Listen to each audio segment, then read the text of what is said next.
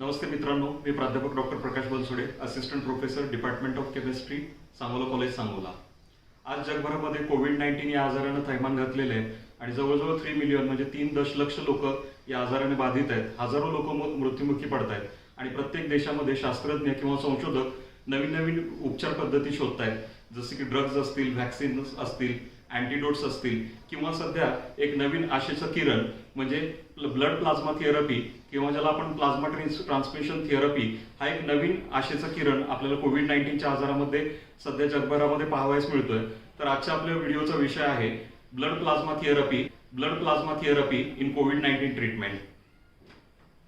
कोविड-19 ट्रीटमेंटमध्ये आज blood plasma therapy वापरली जाते, पण ही ब्लड प्लाझ्मा थेरपी ही नवीन पद्धत नसून जगभरामध्ये वेळोवेळी विषाणूंच्या विविध आजारांवरती ही पद्धती वापरण्यात आलेली आहे. या ब्लड प्लाझ्मा थेरपीचा शोध इमिल व्होन बेहरिंग यांनी 1890 मध्ये लावला आणि त्याच्यानंतर याचा जगभरामध्ये वापर सुरू झाला. तर 1918 मध्ये स्पॅनिश फ्लू किंवा ज्याला आपण इन्फ्लुएन्झा म्हणतो याच्या उपचारामध्ये बऱ्याच मोठ्या प्रमाणात या पद्धतीचा वापर झालेला आहे. त्यानंतर 2009 मध्ये H1N1 मुळे जो होतो तो स्वाईन फ्लू, त्याच्यामध्ये बऱ्याचशा मोठ्या प्रमाणात त्याचा वापर झालेला आहे. 2015 मध्ये मर्स जे सार्सपेक्षा घातक असं रेस्पिरेटरी इन्फेक्शन आहे त्याच्यामध्ये याचा वापर झालेला आहे. आणि 2014 किंवा 2018 मध्ये ईस्ट आफ्रिकेमध्ये जी इबोला व्हायरसची साथ होती त्याच्यामध्ये या पद्धतीचा वापर करण्यात आलेला आहे. यापूर्वी आपण प्लाझ्मा हे काय आहे समजावून घेऊया. प्लाझ्मा हा एक रक्ताचा घटक आहे जो माणसाच्या रक्तामध्ये जवळजवळ 55% असतो. पिवळसर रंगाचा प्लाझ्मा जो फ्रेश काढलेला प्लाझ्मा या पद्धतीचा दिसतो. प्लाझ्मा हा तसा दुर्लक्षित घटक मानवी रक्तातला समजला गेलेला आहे. महत्वाचे घटक म्हणजे रेड ब्लड सेल्स ज्याला आपण तांबड्या रक्तपेशी म्हणतो, प्लेटलेट्स आणि व्हाईट ब्लड सेल्स ज्याला आपण शुभ्र रक्तपेशी म्हणतो. तर याच्यामध्ये रक्तामध्ये प्लाझ्मा हा पाण्यासारखा दिसणारा पदार्थ आहे. याच्यामध्ये 95% पाणी असून क्षार, त्याच्यानंतर एन्झाईम्स, अँटीबॉडीज आणि काही प्रोटीन्स महत्वाचे असतात. प्लाझ्मा रक्तातून वेगळ्या करण्याची जी प्रक्रिया आहे, शास्त्रीय प्रक्रिया आहे, त्याला आपण प्लाझ्मा फेरेसिस असं म्हणतो. हे प्लाझ्मा फेरेसिसचं उपकरण आहे, युनिट आहे आणि अतिशय सोप्या पद्धतीनं की रक्तातल्या रेड ब्लड सेल्स, प्लेटलेट्स आणि WBCs व्हाईट ब्लड सेल्स ह्या वेगळ्या केल्या जातात आणि प्लाझ्मा एक्स्ट्रॅक्शन केलं जातं.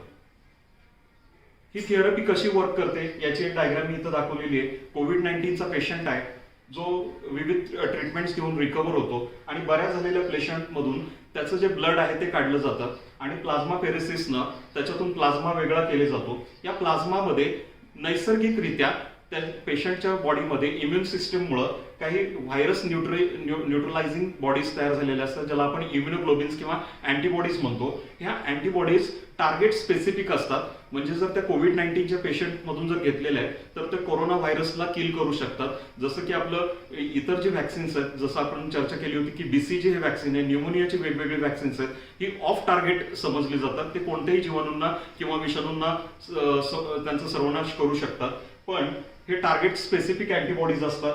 त्यातून सिरम वेगळा केला जातो. आता सिरम आणि प्लाझ्मामध्ये सुद्धा फरक आहे की प्लाझ्मामध्ये काही ब्लड कोॲग्युलेटिंग सबस्टन्सेस ज्याला आपण फायब्रिनोजेन म्हणतो ते असतात, पण सिरम मधून फायब्रिनोजेन वेगळे केलेले असतात. याच्यामध्ये रक्त गोठवणारे घटक नसतात आणि नंतर ते कोविड-19चं एक्सपोजर असणाऱ्या व्यक्तींना दिले जातात. त्यांची इम्युनायझेशन किंवा इम्युनिटी वाढवण्यासाठी दिले जातात. जसं की हेल्थ वर्कर्स असतील, पेशंटच्या घरातली काही व्यक्ती असतील किंवा जे लोक हाय रिस्कला आहेत या आजाराच्या, त्यांना या पेशंट्स दिलं जातं किंवा थेरपी म्हणून कोविड-19 पेशंट्सला दिलं जातं. संशोधन, यापूर्वीचं संशोधन याच्या बाबतीत काय म्हणते या थेरपीच्या बाबतीत.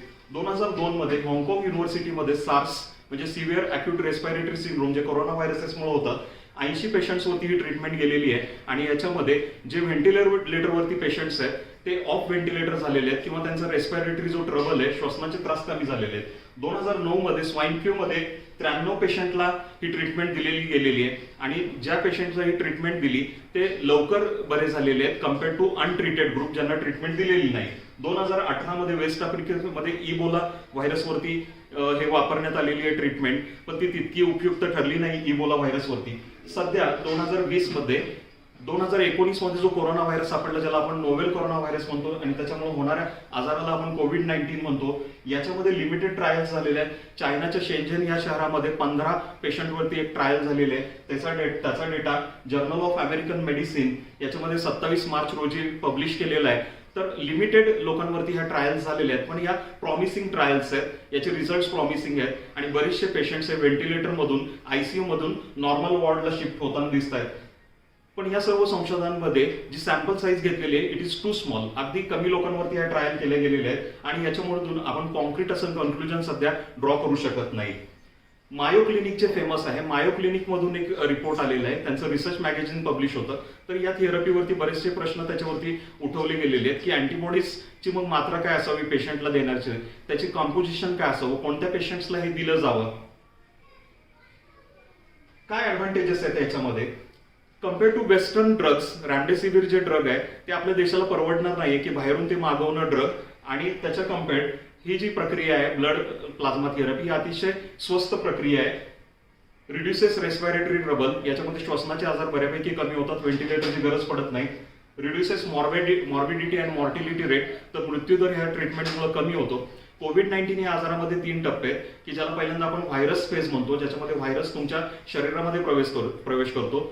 दुसरी जी स्टेज आहे त्याला आपण पल्मोनरी फेज म्हणतो, ज्याच्यामध्ये व्हायरस तुमच्या फुफ्फुसामध्ये प्रवेश करतो. यावेळी ह्या दुसऱ्या फेजमध्ये पल्मोनरी फेजमध्ये ही ट्रीटमेंट दिली जाते. आणि तिसरी जी फेज आहे ह्याला सायटोकाईन स्टॉर्म म्हणतात, ज्याच्यामध्ये शरीरामध्ये जिथं इन्फेक्शनचं ठिकाण आहे, समजा लंग्स आहे, तिथं सायटोकाईन नावाचं प्रोटीन फार मोठ्या अमाऊंटमध्ये तयार होतं आणि हे सायटोकाईन्स नंतर ओव्हर एक्सप्रेशन वाढतं इम्युन सिस्टमचं आणि प्रत्येक भागामध्ये शरीरामध्ये मोठ्या अमाऊंटमध्ये सायटोकाईन्स स्त्रवायला सुरुवात होतात आणि सर्व अवयव निकामी होतात. तर ही शेवटची स्टेज असते कोविड-19 मध्ये. तर दुसऱ्या फेजला पल्मोनरी फेजला आपण ही ब्लड प्लाझ्मा ट्रान्सफ्युजन थेरपी देऊ शकतो. याच्यामध्ये असं सुचवलेलं आहे की एका पेशंटचं जर तुम्ही ब्लड प्लाझ्मा कलेक्ट केला रिकवर्ड पर्सनचा, तर त्याच्यामध्ये 2 पेशंट्स तुम्ही कव्हर करू शकता, 2 पेशंट्स बरे करू शकतात. याला कॉन्व्हल्संट प्लाझ्मा थेरपी म्हणतात. कॉन्व्हल्संट म्हणजे आजारातून नुकताच बरा झालेला रुग्ण जो अजून आराम घेतोय, जो अजून त्याच्या कामावरती जात नाही, तर अशा पेशंटच्या शरीरामध्ये ह्या अँटीबॉडीचं प्रमाण योग्य आढळतं आणि याचा जर तुम्ही ब्लड प्लाझ्मा घेतला तर तुम्ही तो ट्रीटमेंटसाठी वापरू शकता. याच्यामध्ये काही रिस्क सुचवले गेलेले आहेत की इनॲडव्हर्टंट इन्फेक्शन ट्रान्सफर याच्यामध्ये होतं, नकळत काही ब्लड मधून इन्फेक्शन्स जाऊ शकतात पेशंटला. एनहान्समेंट ऑफ इन्फेक्शन, काही पेशंटच्या बाबतीत इन्फेक्शन वाढू शकतं कोविड-19चं. इफेक्ट ऑन इम्युन सिस्टीम, याचा डायरेक्ट संबंध तुमच्या इम्युन सिस्टीम किंवा रोगप्रतिकारक शक्तीशी असल्यामुळं रोगप्रतिकारक शक्ती पुन्हा काम करू शकणार नाही किंवा चान्सेस ऑफ इन्फेक्शन याच्यामध्ये होऊ शकतात. टेम्पररी प्रोटेक्शन आहे, काही महिन्यांसाठी काही आठवड्यांसाठी तुम्हाला कोविड-19 पासून वाचवू शकतं. It is not a permanent solution. Permanent solution म्हणून आपल्याला व्हॅक्सिनच याच्या अगेन्स्ट शोधावं लागणार आहे आणि जर व्हॅक्सिन तयार झालं तर याच्यामध्ये लाईफ लॉंग किंवा काही वर्षांचं तुम्हाला प्रोटेक्शन मिळू शकतं. शेवटी मी या व्हिडिओच्या एंडला सांगू इच्छितो की वेगवेगळे ऑप्शन्स आज आपण इव्हॅल्युएट करतोय, पण रिस्क न घेणं ही सुद्धा एक रिस्क आहे. त्यामुळं ब्लड प्लाझ्मा थेरपी ज्या लहान ट्रायल्स आहेत त्याचे जे प्रॉमिसिंग रिझल्ट्स आहेत हे आणखी ट्रायल मोठ्या प्रमाणावरती घेऊन आपल्याला ट्रीटमेंट ऑप्शन म्हणण्यापेक्षा प्रिव्हेंटिव्ह मेजर म्हणून वापरता येईल आणि याच्यातून बरेचसे पेशंट्स आपण मॉर्टॅलिटी रेट कमी करू शकतो, पेशंट्स बरे होऊ शकतात, त्यांचा त्रास कमी होऊ शकतो, त्यांचं आयुष्यमान वाढू शकतं आणि मृत्यूदर कमी होऊ शकतो. Thank you very much.